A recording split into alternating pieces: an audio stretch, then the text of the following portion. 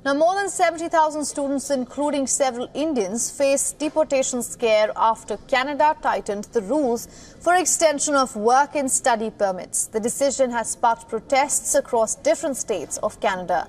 New immigration policies of the Canadian government are aimed at reducing permanent residency nominations as well as limiting study permits. The students are protesting against the new policies in the provinces of Ontario, Manitoba, British Columbia and Prince Edward Island.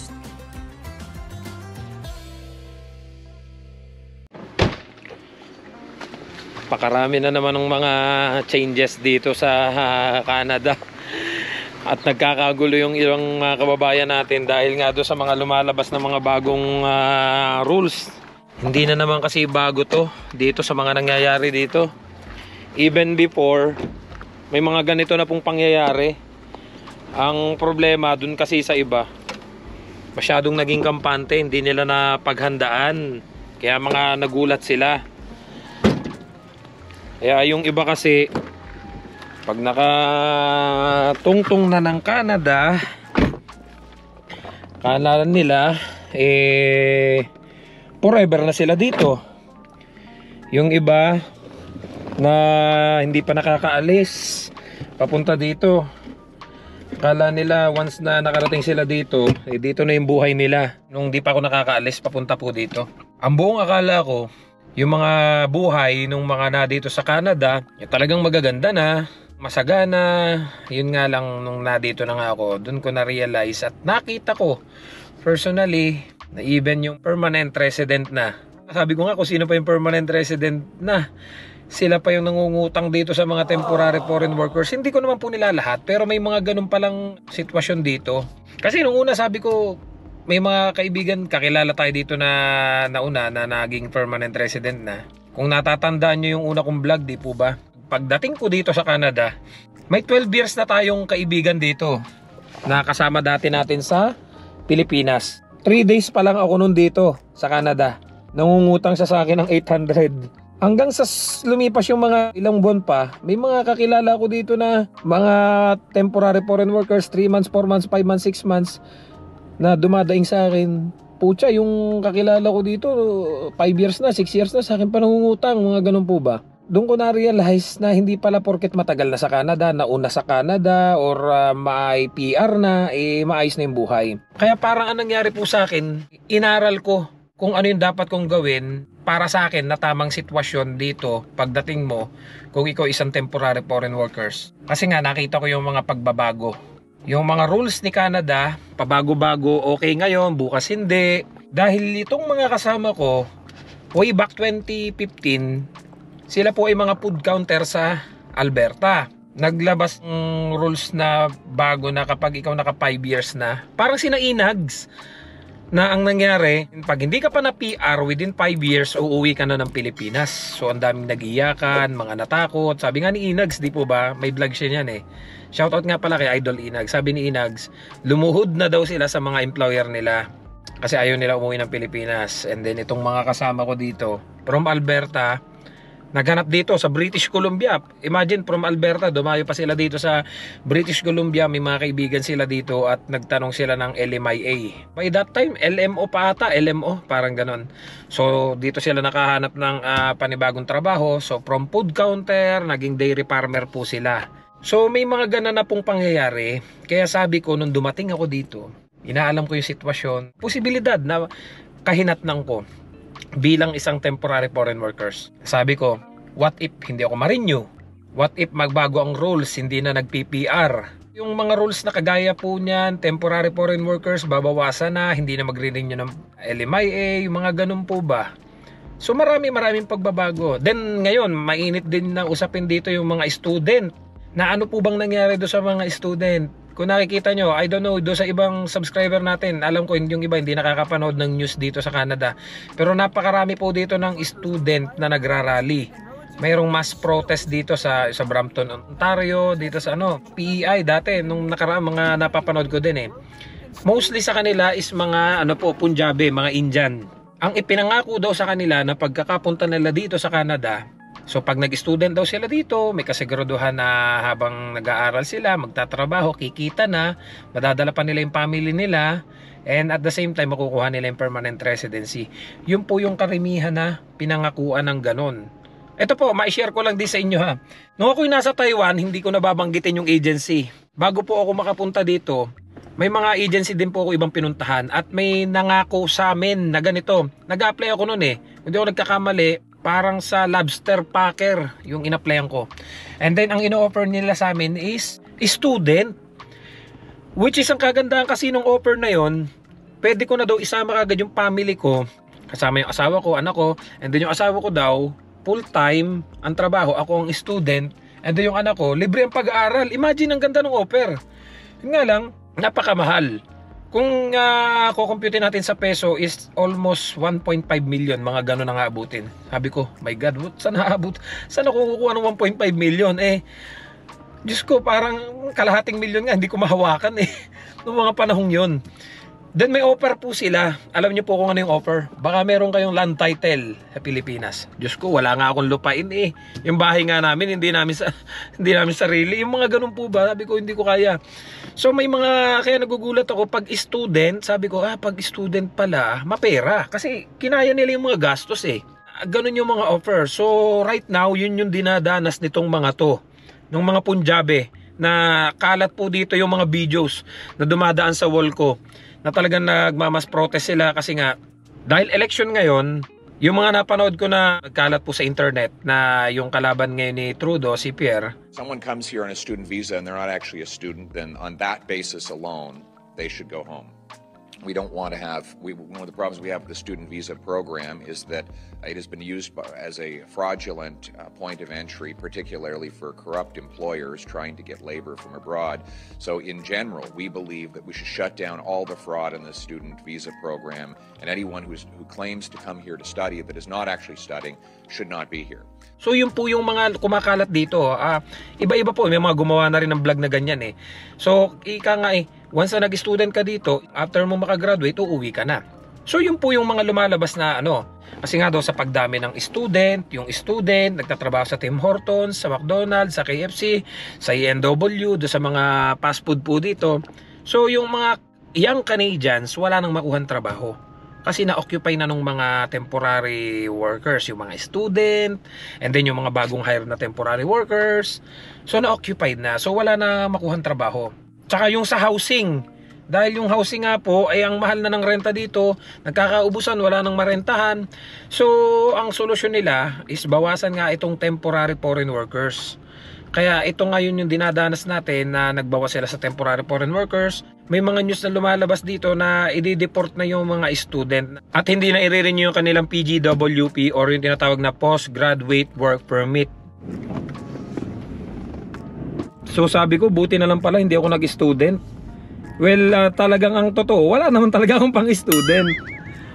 Talagang wala akong pagkukunan kung saan kukunin yung perang ibabayad ko doon kasi napakamahal. And then nung nakarating ako dito, na-realize ko, grabe nga pala yung mga pinagdadaanan dito ng mga student. Kung yung mag-i-student dito ay may susuportang magulang or may talagang pera, walang masama. Pero yung sa katulad na uutangin pa, tapos pagdating dito akala nila kayang suportahan ng kinikita nila dito yung kanilang pag-aaral at the same time yung renta dito at saka yung cost of living dito. Ang hirap po talaga.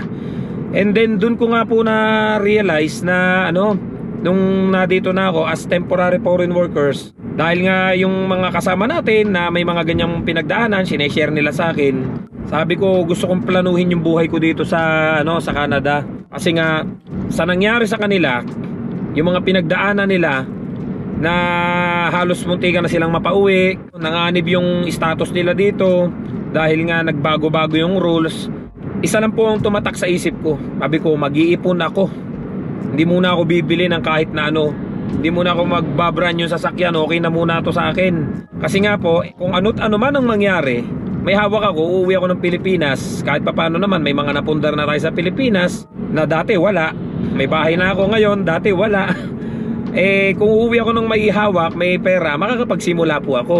Pero yun nga, hindi ko naman ini-expect na darating sa point na ito, papala rin tayo na na maka-apply pa ng PR. Kasi alam niyo yan, kung matagal na kayo dito sa channel natin, yung mga hirap na pinagdaanan ko na natagalan ako makapag-apply ng PR. And then ngayon naka-apply tayo ng PR. Sabi ko, subukan ko, try natin, baka may chance na ma-PR. Pero hindi pa rin po ako kampante hanggat wala pa yung PR card. Kapasok na po dun may eligibility pass na tayo, may pre-arrival na ganan. Sabi ko hindi pa rin ako kampante. Kasi nga pabago-bago ang rules ng Canada. Pero sabi ko nga hindi ako natatakot naman na umuwi. Kung ano't ano man ang mangyari. Kasi nga po sabi ko may hawak ako, may ipon ako. Ang isa pong napansin ko dito do sa mga kakilala ko na takot na umuwi or takot na mawala ng status, kalimitan po mga walang ipon. Or yung iba naman hindi ko naman po nila lahat baka ma-open yung iba. Yung iba po takot mapauwi kasi alam nila na yung naging buhay nila dito is paycheck to paycheck. So ibig kong sabihin po, sila po ay dumating dito, naging masagana yung buhay nila, binibili nila yung mga bagay na hindi nila kailangan. Tapos wala pa silang maayos na status, naka brand new car na kagad, nagbabayad na kagad sila. Instead na mapunta sa savings, nagbabayad na kagad sila doon sa mga bayarin na dapat sana inuna muna nila lang savings nila kasi nga wala pa silang maayos na status dito. Karamihan po kasi doon sa mga natanong ko, sabi nila patay, paano ako nito sa Pilipinas? Mga ganun po ba? Tapos syempre alam nyo naman sa Pilipinas pag umuwi tayo, yung nadyan yung kakantsawang ka, nasa Canada ka na, ba't umuwi ka pa ng Pilipinas? Maganda ng buhay mo sa Canada, ba't umuwi ka pa ng Pilipinas? Lalo pa yung mga walang idea kung ano yung sitwasyon talaga natin dito. Kaya priority ko muna ang mag-ipon. Hanggang sa kung halimbawa pagkaloob naman yung PR sa atin, yung mga susunod kong hakbang naman po is mag-upgrade dito para mas tumaas naman po yung ating salary at hindi tayo habang buhay na dito sa ganitong low wage. Kasi marami sa mga kababayan natin nung mga time na hindi pa sila nakakaalis papunta rito, ang mga nasa isip nila na pag dumating nga sila dito sa Canada gaganda yung buhay nila. Merong iba na nagiging kampante, akala nila forever na sila dito kahit wala pa yung PR, hanggang sa nalimutan na, hindi na nila namamalayan. Kailangan pala nila ng pera kapag nag-process sila ng PR application nila, ng permanent residency application, na kailangan pala nila ng pera kung sakaling kukunin nila yung family nila.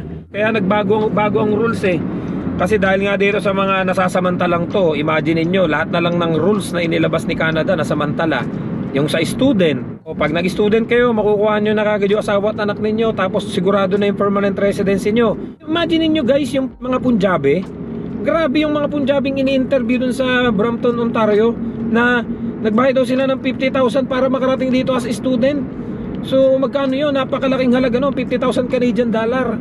And then yung iba kong makakilala na dito, kasi nga po, di po ba may mga namimit akong ibang tao dito na yung mga nabibili kong items sa marketplace is mostly ang mga nakakadil ko puro Punjabi. Sabi nga nila pag tinatanong ko, bakit mo binebenta to? Sagot niya sa akin, pang dagdag daw niya sa kanyang tuition fee. Sabi niya ganon. Sabi ko, magkano ba ang tuition fee nyo dito? Sabi niya sa akin, kulang-kulang 25,000 daw per year. Ha?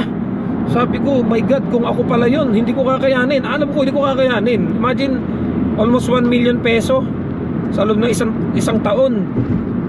Kaya ang naglalaro sa isip ko, paano yung mga kakilala kong student na talagang alam kong ang katayuan naman sa buhay ay pinag-ipunan lang nila yung pera nila noong time na sila'y nasa Middle East, noong time na sila'y nasa Taiwan, tapos isinugal nila dito bilang student.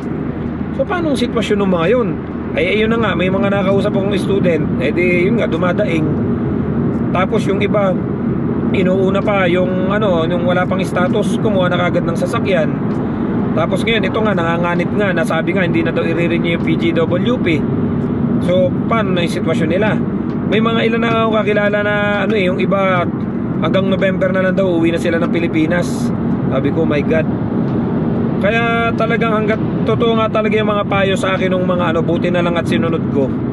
Yan, na Ate Rose Fernandez, yan, daming mga pinayo sa akin ng mga yan ng mga yan na talagang hindi ko makakalimutan.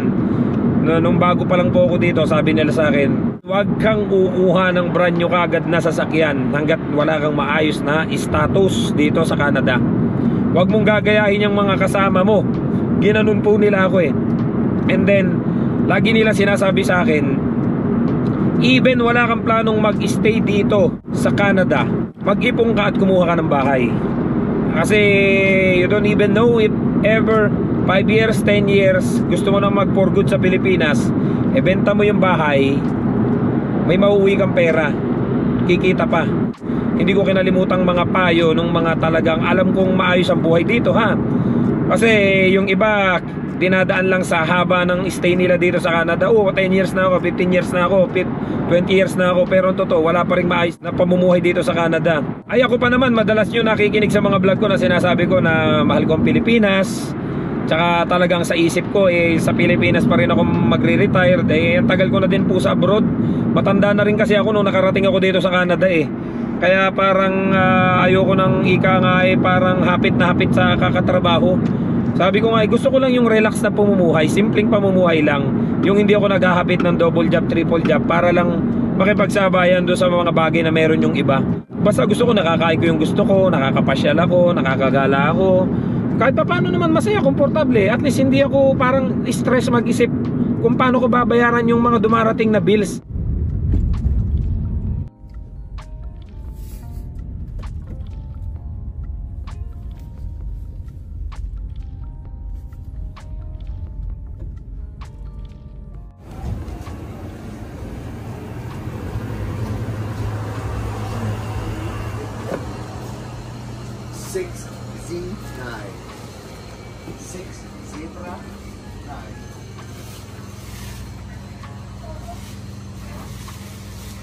Not yet. Oh, that's okay. Just let her go now. Well, dumaan lang ako dito sa Bintan sa Vietnamese na store. Kasi yung Pinoy store dito sa amin sarado kapag ganitong Monday.